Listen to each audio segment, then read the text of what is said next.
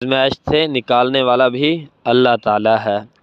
اللہ تعالیٰ نے ان پر عذاب بھیجا، 5 نشانیاں پچھلے بیان میں بتایا تھا۔ اللہ تعالیٰ نے دریائے نیل، اتنا بڑا دریا تھا جو مصر کی پوری کھیتی باڑی کو پانی دیا کرتا تھا، دریائے نیلم کو حکم دے دیا، زمین کو حکم دے دیا کہ اس کا پانی چوس لے، اور اس کے بعد جب اس نے پانی چوس لیا تو پھر اللہ تعالیٰ نے آسمان سے اتنی بارش بھیجی، سارے کھیت، ان کی جو گندم تھی، جو ان کی پھل تھے، سارے تباہ ہو گئے، سارے اجڑ گئے۔ پھر اتنی بارش شدید کی وجہ سے ساری کھیتی باڑی ڈوب گئی پانی میں۔ تو پھر وہ کیسے فرعون کہتا تھا میں ندیوں کا، بارش کا مالک ہوں، فرعون نہیں روک سکا۔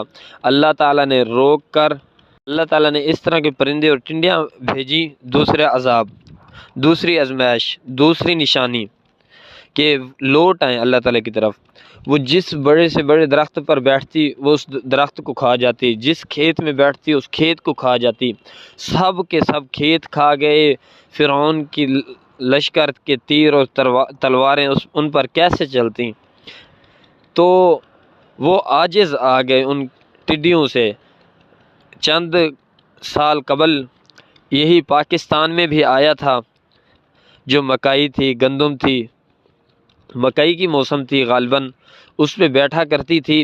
ہمارے گاؤں میں بھی آیا تھا اس کا عذاب۔